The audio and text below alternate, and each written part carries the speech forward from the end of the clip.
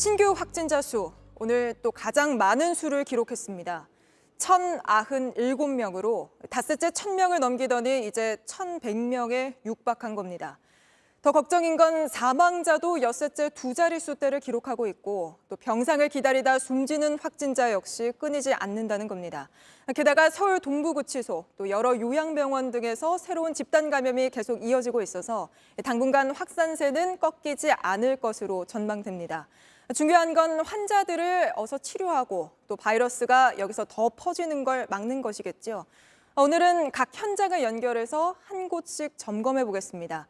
지금 저희 기자들이 확진자가 많이 나온 동부구치소와 요양병원, 그리고 조금 전 회의가 있었던 정부청사 앞에 나가 있습니다. 먼저 관련 확진자가 200명 넘게 나온 동부구치소부터 가보겠습니다.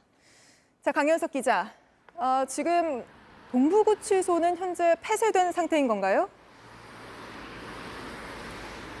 네, 제가 서 있는 이곳은 서울 동부구치소 앞 진입로입니다. 이 안으로 들어가면 바로 민원실이지만 지금은 코로나19 때문에 폐쇄된 상태입니다. 이 앞 철문에도 보시는 것처럼 코로나19 확진자 발생으로 인해 종합민원실을 폐쇄한다, 이런 문구가 붙어 있습니다. 구치소 측은 지난달 27일부터 일반 접견을 전면 금지했고 변호사 접견도 제한적으로만 허용하고 있습니다. 네, 일단 구치소에서 어제 대규모 확진자가 나왔는데 혹시 여기서 추가로 확진자가 더 나온 게 있습니까? 네, 어제보다 한 명이 추가됐습니다. 어제 전수조사에서 다소 애매한 결과가 나온 한 사람이 있었는데 오늘 다시 조사를 해보니 양성 판정이 나온 것이고요. 이로써 서울 동부구치소 관련 확진자는 기존의 확진 판정을 받은 30명, 어제 추가 확진돼 185명, 그리고 오늘까지 더해서 모두 216명입니다. 이 중 수감자가 185명으로 대부분을 차지하고 있습니다. 네, 그럼 그 구치소에 수감되어 있는 사람들은 그럼 관리를 어떻게 하는 겁니까? 격리가 됩니까? 네, 이곳 동부구치소는 모두 12개 층으로 구성되어 있는데요. 이 중 2개 층에 대해 동일 집단 격리가 내려진 상태입니다. 이 두 개 층은 모두 다시 3개 지역으로 나뉘게 되는데 확진 수감자, 이 확진자와 접촉한 수감자, 마지막으로 예비 공간입니다. 원칙은 1일 1실이지만 이번에 워낙 한꺼번에 많은 확진자가 나왔기 때문에 확진자 서너 명이 한 방을 쓰는 경우도 있다고 합니다. 네, 지금 확진자가 200명 정도 되는 상황이잖아요. 그럼 이 수가 꽤 많은데 의료진은 몇 명이나 됩니까? 네, 기존 동부구치소에는 이제 의사가 7명, 간호사가 14명 상주에 있었습니다. 확진자가 이번에 대거 나오면서 의사 2명, 간호사 6명이 추가로 투입됐습니다. 현장 관계자는 아직까지는 인원이 부족하지는 않지만 그 인원이 부족해지는 상황이 만약에 오면 추가 인력을 받기로 보건복지부와 협의했다고 말했습니다. 네, 그 구치소에서 집단 감염이 일어난 게 좀 걱정이 되는 게요.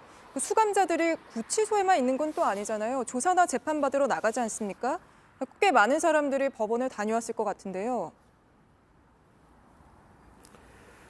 네, 그렇습니다. 첫 관련 확진자가 감염됐을 것으로 추정되는 지난 11월 27일 이후 이 구치소 바깥으로 재판을 받으러 다녀온 수감자는 모두 42명입니다.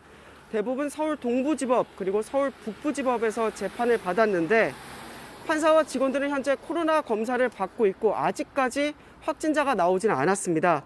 내일 형사 재판도 모두 연기됐습니다. 네, 알겠습니다. 강현석 기자였습니다. 네, 그럼 이번에는 집단 감염이 계속 발생하고 있는 요양병원 상황을 알아보겠습니다. 요양병원은 무엇보다도 환자들 대부분이 고령인데다가 또 기저질환까지 있어서 피해가 걱정되는 곳이죠. 요양병원 앞에는 이혜원 기자가 나가 있습니다. 자, 이 기자, 오늘도 요양병원에서 병상나길 기다리다가 숨지는 환자가 있지 않았습니까? 네, 오늘 오전 0시 기준으로 이곳 요양병원에 있던 확진자 5명이 추가로 숨졌습니다. 지금까지 이곳 요양병원에서만 11명이 숨졌는데 그중 10명이 병상을 기다리던 중이었습니다. 제 뒤로 보이는 건물 8층이 해당 요양병원입니다. 지난 12일부터 동일 집단 격리 중입니다. 그리고 지금까지 134명이 코로나19 확진 판정을 받았습니다. 지난번에도 그곳을 연결해서 의료진이 부족하다는 문제를 제기했었는데요. 그 요양병원 자체적으로 치료가 하기는 힘든 상황인 거죠? 네, 기존에 있던 의료진들이 있긴 하지만 늘어나는 확진자를 감당하기가 좀 어렵습니다. 이 때문에 방역당국이 의료진 12명을 긴급 투입했습니다. 하지만 중환자들의 경우에는 전담 병상으로 가서 치료를 받아야 하는데 자리가 나지 않아서 쉽지 않은 상황입니다. 지금까지 이렇게 병상을 기다리는 사람, 이 요양병원에서만 81명입니다. 병원에 자리가 나면 상태가 위급한 사람부터 옮깁니다. 하지만 요양병원의 특성상 대부분 고령이고 또 기저질환이 있습니다. 이 때문에 당장 증상이 없더라도 언제 증상이 생길지 모르고 또 언제 상황이 악화될지 모르는 위급한 상황입니다. 네, 지금 이 기자가 나가 있는 그곳 말고도 여러 요양병원에서 집단 감염이 이어지고 있지 않습니까? 다른 요양병원들도 비슷하게 힘든 상황인 것 같은데요. 네, 모두 비상입니다. 저희 JTBC가 한 작은 규모의 요양병원 상황을 들어봤는데요. 투석 치료가 필요한 환자의 경우에 투석 시설이 돼 있는 병상이 필요한데 그런 건 더 구하기 어려워서 적절히 대응을 하지 못하고 있다고 합니다. 방역당국이 상급 종합병원에 중환자 병상을 확보하고는 있지만 이는 시간이 걸리고 또 확진자가 워낙 급증하고 있어서 좀 위험한 상황입니다. 네, 알겠습니다. 이혜원 기자 여기까지 듣겠습니다. 예, 다음으로는 조금 전 중앙재난안전대책본부 회의가 열렸던 정부 서울청사 연결하겠습니다. 여기에는 정종문 기자가 나가 있습니다. 자, 정 기자, 정부가 사회적 거리 두기를 2.5단계로 유지하기로 했죠. 그럼 정부는 지금 상황이 3단계로 올릴 정도의 상황은 아니다, 이렇게 판단한 건가요? 네, 그렇습니다. 3단계는 일반적으로 생각하는 것보다 파급 효과가 훨씬 더 크기 때문에 아직까지는 상행할 때가 아니다. 정부의 오늘 발표 이렇게 요약할 수 있겠습니다. 식당에서 취식을 금지하는 수준이 아니라 우리 생산 제조업 일부를 멈춰야 하는 만큼 경제적 파급 효과가 그만큼 크다는 설명입니다. 그래서 기계적으로 3단계로 올려야 한다는 주장에 대해서도 설득력이 없다고 말했습니다. 직접 한번 들어보시겠습니다. 그 단계로 이행하기 위해서는 정말 국민들께서 3단계가 어떤 상황을 상정하고 있는지를 면밀히 보시고 인지하고 동의하는 그 과정이 반드시 필요하다는 것을.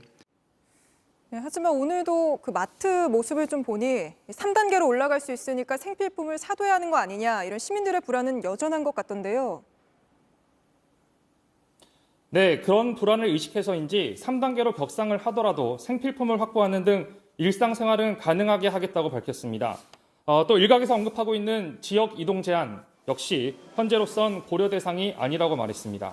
네, 그리고 여전히 매일 1,000명이 넘는 확진자가 나오고 있고 또 중환자들이 늘어나고 있는 상황이라 병상 부족 문제가 계속 걱정인데요. 그 부분에 대해서는 어떻게 설명했습니까?